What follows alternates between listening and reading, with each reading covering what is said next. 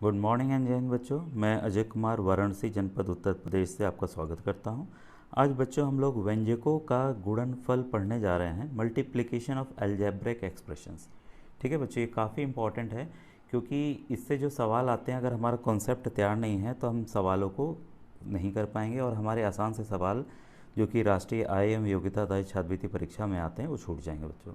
ठीक है, तो इसमें देखिए बच्चों, किसी बीजीय व्यंजक को किसी संख्या से गुणा करने के लिए संख्या को बीजीय व्यंजक के गुणांक की संख्या से गुणा करते हैं। देखिए पहला मैं एग्जांपल आपके सामने ले रहा हूँ। फर्स्ट एग्जांपल है, कोई मान लीजिए संख्या है, ठीक है, और एक मैं बीजीय व्यंजक ले रहा हूँ, ठीक है, कोई भी मैंने मान लिया एक्स वाई मान लीजिए, ठीक है। तो इसका हम क्या करेंगे, बस हमें क्या करना है कि इसमें देखिए पहले जो गुणनफल आ रहा है उसमें कोई भी गुणा का चिन्ह नहीं लगाना, तो हम 5 लिख लेंगे संख्या को, और जो चर हैं उनको ऐसे ही हम लिख लेंगे, ठीक है, जो वेरिएबल्स हैं उसको हम ऐसे ही लिख लेंगे बच्चों, ठीक है। और दूसरा एग्जांपल आपको दिखा रहा हूँ मैं, जैसे 3a गुणे 2 करना है, ठीक है, तो आप संख्या को संख्या के साथ गुणा कर लीजिए, तो 3 2 6 होता है या 3 दूनी 6 होता है, और जो आपका चर है वेरिएबल है आप उसको वैसे ही लिख देंगे, ठीक है, इस तरह से। तो बच्चों इसमें क्या है कि गुणनफल में गुणा का चिन्ह नहीं लगाते हैं, देखिए यहाँ नहीं लगाया गया है, ठीक है। और किसी भी व्यंजक को किसी संख्या से गुणा करने के लिए संख्या को विजय व्यंजक के गुणांक की संख्या से गुणा करते हैं, ठीक है। तो आप ये देखिए अंडरस्टूड है, 5 इससे गुणा हो रहा है और x भी इससे गुणा हो रहा है, आपस में तीनों ही एक दूसरे से गुणा हो रहे हैं, क्योंकि ये देखिए हमें पता नहीं है कि x y कौन सी संख्या है, ये कोई भी संख्या हो सकती है। जब ये संख्या हमें ज्ञात हो जाए, x और y दे दिया जाए, तब आप आपस में गुणा करके आप इसका भी उत्तर निकाल सकते हैं, फिर ये संख्या के रूप में आ जाएगा बच्चों, ठीक है। जैसे मान लीजिए मैंने उदाहरण के तौर पे ले लिया कि a का मान 3 है, ठीक है, तो हम क्या करेंगे 6 गुणे 3 करेंगे, 6 गुणे 3, ये इसका 18 उत्तर आ जाएगा, ठीक है बच्चों। अब देखिए एक पदीय को एक पदीय से गुणा करना है, तो मान लीजिए कि आपके पास 5y है और हमें इसको x के साथ गुणा करना है, ठीक है। तो यहाँ पे देखिए संख्या आपको बेशक नहीं दिख रही, कभी भी ऐसा हो कि आपको कोई चीज़ ऐसे दिखे तो इसके आगे हमेशा याद रखिएगा 1 हमेशा ही रहता है, एक संख्या रहती है, क्योंकि अगर हम 1 को इससे गुणा करेंगे 1 गुणे x तो वो x ही आएगा, ठीक है। तो हम क्या करेंगे, इसमें संख्या को संख्या से गुणा करेंगे तो क्या आएगा 5, और जो चर है जो वेरिएबल है उसको वेरिएबल के साथ गुणा करेंगे तो ये क्या आएगा बच्चों, एक्स वाई आएगा, ठीक है। इसी तरह से बच्चों अगर मान लीजिए 3a है गुणे 2b है, ठीक है, तो यहाँ पे क्या करना है हमें कि संख्या को संख्या के साथ गुणा कीजिए, 3 दूनी 6, और जो चर है वेरिएबल्स हैं वेरिएबल के साथ गुणा कीजिए a और b, तो 6ab इसका बच्चों उत्तर आएगा, ठीक है। एक पदीय व्यंजकों के गुणनफल में भी एक पदीय होते हैं, तो देखिए एक पद वाला अगर हमने गुणा किया उसका उत्तर भी एक पदीय ही व्यंजक हमें प्राप्त होगा, ठीक है। और तीसरा है बच्चों कि समान आधार वाले जो घातांकीय व्यंजकों का गुणा हम करेंगे, तो हमने देखिए समान आधार है 3x ले लिया और फिर हमने इसको गुणा कर दिया x से, ठीक है। तो यहाँ पर देखिए संख्या को संख्या के साथ गुणा करेंगे, यहाँ पर 1 है तो 3 आया, और यहाँ पर समान आधार है, इसके ऊपर पावर कितना, अगर कोई संख्या कोई भी x है, अगर पावर नहीं दिया गया है तो आप इसको मान के चलेंगे यहाँ पर 1 है, ठीक है। तो यहाँ पर 1 यहाँ पर 1, तो x के घात कितना हो जाएगा, दोनों का आप जोड़ लीजिए 1 + 1, ठीक है। तो इसका उत्तर कितना आएगा बच्चों, 3x⁻2, 3 गुणे x के घात 2, ठीक है बच्चों। अब वैसे ही देखिए मैं एक और उदाहरण ले रहा हूँ, 4p गुणे 6p³। यहाँ पर देखिए हम क्या करेंगे, संख्या को संख्या के साथ गुणा करेंगे, तो 6 4 जा 24, 6 चौके 24 होता है, ठीक है। अब इसके बाद देखिए ये p के ऊपर पावर कितना है, कोई पावर नहीं तो कितना पावर है, 1 पावर है।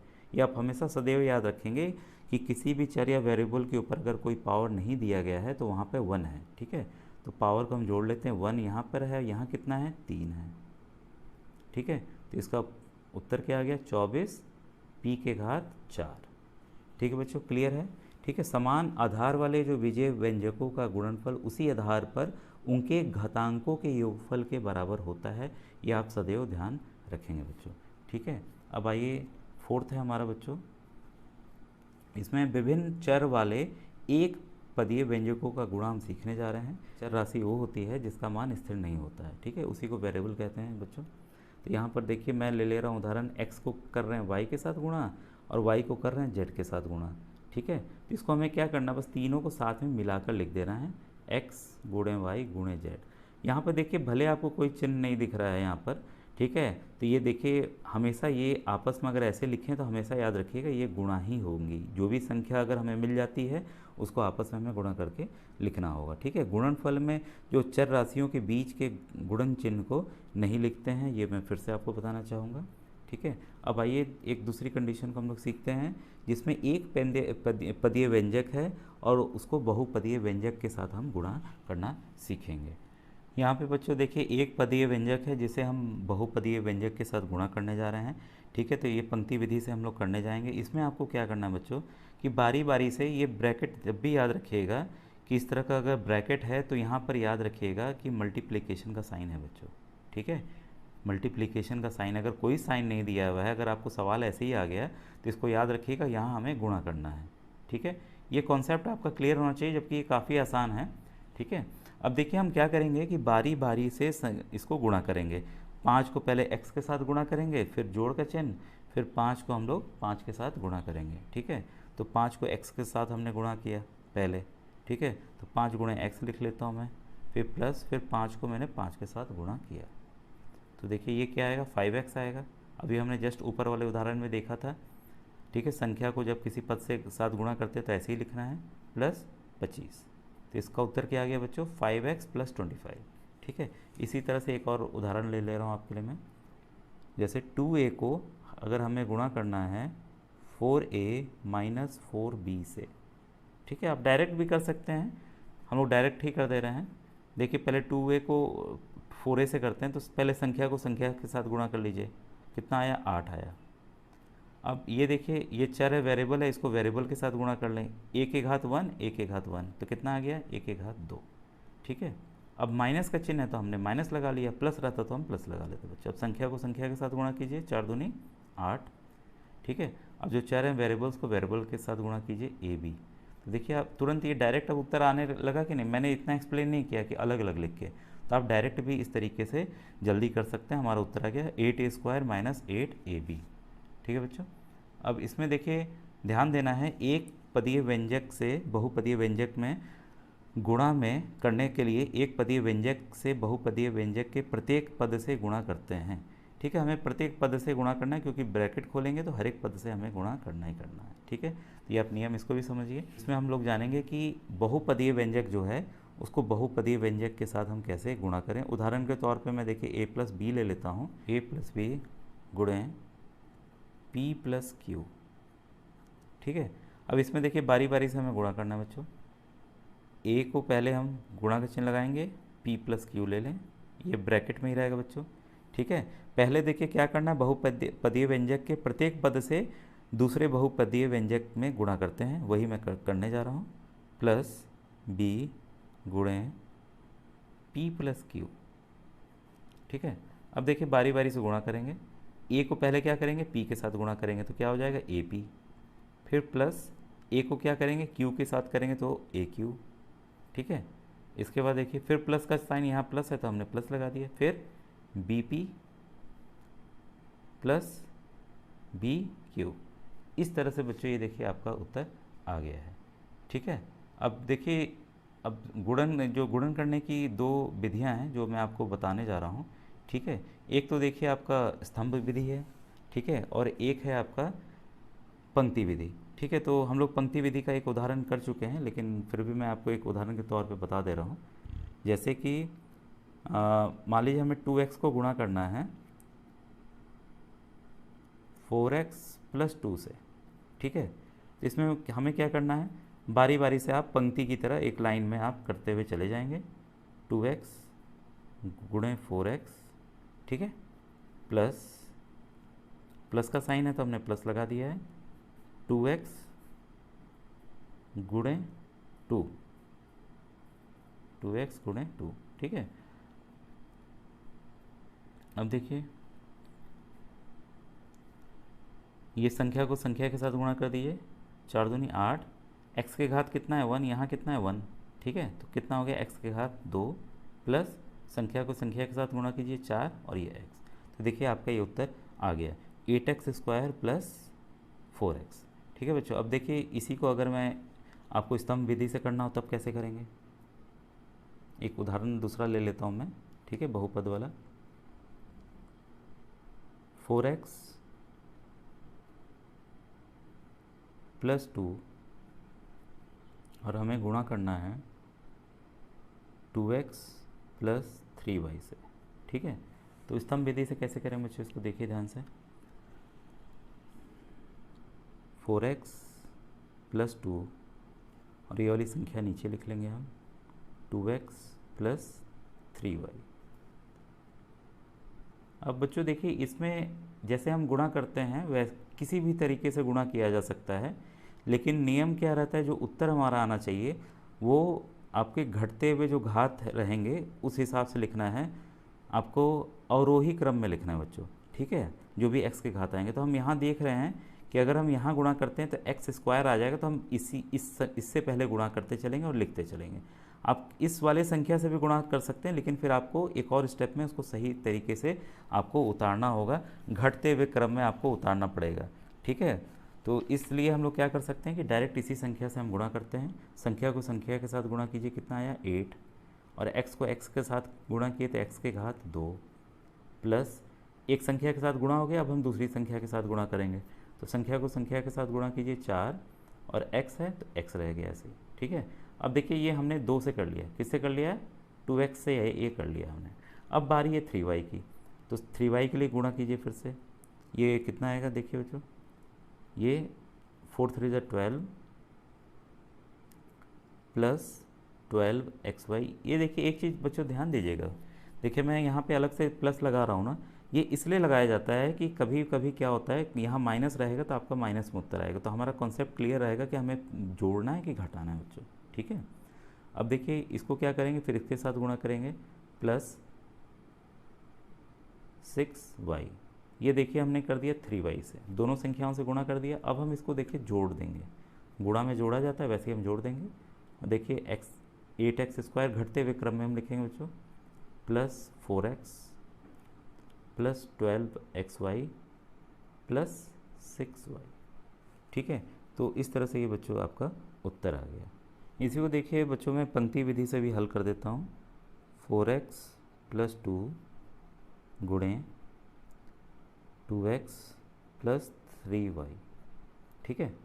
अब देखिए पंक्ति विधि क्या कहती है, पहली ये वाली की संख्या ली, फिर इन दोनों को ले लेंगे, 2x प्लस 3y, यहाँ प्लस का चिन्ह है तो हमने प्लस लगा दिया, फिर 2 गुणे 2x प्लस 3y। अब देखिए गुणा करने जा रहा हूँ मैं, संख्या को संख्या के साथ किया 8, ये हो गया x स्क्वायर, x को x के साथ गुणा किया, फिर संख्या को संख्या के साथ, यहाँ प्लस है प्लस लगा दिया हमने, फिर 4 3 12, ये x और y साथ में लिखेंगे क्योंकि आपस में गुणा नहीं हो पाएंगे, ना ही घात हो पाएगा इनका, प्लस 2, यहाँ पे देखिए फिर 2 है तो कितना हो गया 4x प्लस 2 और 3 6y, ठीक है। अब देखिए उत्तर आपके सामने सेम आ गया, उसी तरीके से मैं लिख देता हूँ 8x स्क्वायर प्लस 4x ले लेता हूँ ताकि क्रम आपको उसी तरह दिखे, प्लस 12xy प्लस 6y। देखिए दोनों तरीक़ों से, चाहे हमने पंक्ति विधि की हो चाहे हमने आपका स्तंभ विधि से किया हो, ठीक है, कॉलम मेथड है ये और ये आपकी पंक्ति विधि है, तो दोनों मेथड से हमारे सेम आंसर्स आ रहे हैं बच्चों, ठीक है। अब आइए कुछ और क्वेश्चंस मैं आपको कराऊँ बच्चों। इसमें बच्चों देखिए प्रथम एक नियम याद रखिएगा, मान लीजिए x कोई एक चर है, वेरिएबल है, ठीक है, और m और n दो क्या हैं, पूर्णांक हैं, ठीक है, या इंटीजर्स हैं इंग्लिश में, ठीक है, धनात्मक हैं, ऋणात्मक नहीं धनात्मक हैं, ये प्लस हैं, ठीक है। तो इसमें नियम याद रखिएगा, x के घात m गुणे x के घात n, ठीक है। ये जब भी होगा बच्चों तो आप क्या करेंगे कि जो चर है वेरिएबल उसको लिख देंगे और दोनों के घात जो हैं उसको आप प्लस कर देंगे, घातांक है एक्सपोनेंट्स हैं उनको आप प्लस कर देंगे। इस तरह से देखिए अभी मैंने जो सवाल कराया वो इसी आधार पे कराए आपको, ठीक है। तो आप इसका हमेशा ध्यान रखेंगे, ये आपका जर्नल फार्मूला है बच्चों, ठीक है। x to the power m गुणे x to the power n is equal to x to the power m plus n, ठीक है। अब जैसे उदाहरण के तौर पे मान लीजिए मैंने ले लिया x के घात 3 गुणे x के घात 5, ठीक है। तो करना क्या है, ये देखिए m हो गया, ये n हो गया, तो क्या करना है, दोनों को आपको जोड़ देना है, ठीक है, तो कितना उत्तर आ गया, x के घात 8। ठीक है, क्योंकि अभी हम जब सवाल करेंगे तब इसकी आपको ज़रूरत पड़ेगी बच्चों। ठीक है, एक देखिए मैं उदाहरण ले रहा हूँ, गुणा का ही है, एक पदीय, तो थोड़ा सा कॉम्प्लेक्स इसलिए भी लेना चाहिए ताकि आपका जो कॉन्सेप्ट है बच्चों क्लियर हो। इसमें देखिए मैं ले रहा हूँ 7ab², ये प्रतियोगी परीक्षाओं को देख के मैं ले रहा हूँ बच्चों, ठीक है, गुणे -4a²b माइनस, यहाँ पे सॉरी मल्टीप्लाई का साइन है, -5abc। अब आप इसको कैसे करेंगे? ठीक है, कई बच्चे तो देख के घबरा जाएंगे, अरे तीन एक पदीय वाले आ गए, तीनों को कैसे गुणा किया जाए। नियम बच्चों वही है, 4 5 भी हो सकते हैं, तो इससे आपको घबराना नहीं है, बस नियम याद रखिएगा। कोई भी चिन्ह नहीं, देखिए अंदर किसी में भी जोड़ घटाने का चिन्ह नहीं है बच्चों, मतलब आपस में संख्याओं के आपस में, चर या अचर में कोई भी नहीं है। तो आपको पहले क्या करना है, संख्या को संख्या के साथ गुणा कर लेना है। ठीक है, तो हम पहला करने जा रहे हैं, इसको ब्रैकेट में ले लेते हैं, 7 गुणे -4, इसको हम ब्रैकेट में अभी रख रहा हूँ ताकि आपका कन्फ्यूज़न दूर हो, डायरेक्ट भी हम लोग कर सकते हैं इसको। फिर एक और ये आप गुणा का चिन्ह लगा लें, क्योंकि अब हम चरों को गुणा करने जा रहे हैं, ab² गुणे a²b गुणे abc, ब्रैकेट क्लोज। इसमें बच्चों ध्यान देखिएगा, मैंने यहाँ पे देखिए माइनस साइन नहीं लिया। माइनस साइन हमेशा बच्चों देखिए संख्या के साथ रहता है, अगर इसके साथ रहता तो देखिए यहाँ पे भी रहता है या यहाँ पे भी रहता, इसके साथ, चरों के साथ, वेरिएबल्स के साथ। तो जो संख्या के साथ है हम संख्या के साथ ले आएंगे, और बाकी उसके लिए सोचेंगे नहीं अरे यहाँ पे भी तो माइनस लगेगा, ऐसा बिल्कुल नहीं सोचेंगे, नहीं तो आपका गलत हो जाएगा उत्तर बच्चों। ठीक है, अब देखिए आपस में गुणा कर रहा हूँ, 5 4 20, 20, और 20 को अगर 7 से गुणा करेंगे तो 140 आएगा। यहाँ बच्चों देखिए ध्यान देने योग्य ये है कि अगर हम संख्याओं को गुणा कर रहे हैं तो चिन्ह का भी आपस में गुणा हो रहा है। जैसे माइनस माइनस, आपको नियम याद होगा, पहले भी मैंने बताया, फिर रिपीट करा दूँ, माइनस को अगर माइनस के साथ गुणा करते हैं तो क्या होता है बच्चों, प्लस। तो इस नियम को आपको फिर से याद दिलाना चाहूँगा। तो ये देखिए माइनस माइनस प्लस हो गया, और यहाँ कोई चिन्ह नहीं है तो कौन सा चिन्ह है, प्लस का है, तो प्लस प्लस प्लस होता है। ठीक है, तो ये हमें संख्या मिल गई। अब देखिए इसकी चरों की बारी है, वेरिएबल्स की बारी है। a के घात यहाँ कितना है, कोई घात नहीं है तो कितना घात है, 1 है। यहाँ कितना है, 2 घात है, आपस में जोड़ देंगे, अभी मैंने नियम बताया ना उसी आधार पे। ठीक है, और यहाँ कितना घात है, 1 है, तो 1 जोड़ दिया मैंने, इसको ब्रैकेट में रखते हैं। फिर b का लेता हूँ, b का घात यहाँ कितना है, 2, यहाँ कितना है, 1, यहाँ कितना है, 1, और c को हम ऐसे ही लिख दें। तो हमारा फाइनल आंसर क्या है बच्चों, 140। a के घात 4, b के घात 4, और ये c। ठीक है बच्चों, ये देखिए इजली उत्तर आ गया कि नहीं हमारा। ठीक है, इसमें क्या है देखिए 140, a के घात 4, b के घात 4 और c। ठीक है, तो इससे मुझे उम्मीद है आपका और कॉन्सेप्ट क्लियर हो रहा होगा। कुछ और देखिए हम सवालों को ले लेते हैं जिससे आपका और कॉन्सेप्ट क्लियर हो। इसमें मैं चाहूँगा कि एक स्तंभ वाले में ही थोड़ा सा कठिन सवाल लूँ जिससे आपका और कॉन्सेप्ट क्लियर हो। तो मैं देखिए करने जा रहा हूँ गुणा बच्चों स्तंभ विधि से, 2x³ minus 5x² minus x plus 7। ठीक है, अब हमें आपस में देखिए गुणा करना था, इसको करना है 4x² माइनस 2x प्लस 3। बच्चों जैसे प्रतियोगी परीक्षाएं होंगी तो ये थोड़ा सा आपका जल्दी हो जाता है मेरे हिसाब से, वो भी जल्दी होगा लेकिन कभी कभी कन्फ्यूज़न हो जाता है बच्चों उसमें। ये आपका आसान विधि एक पड़ेगी, तो मैं चाहूँगा कि आप इससे करें।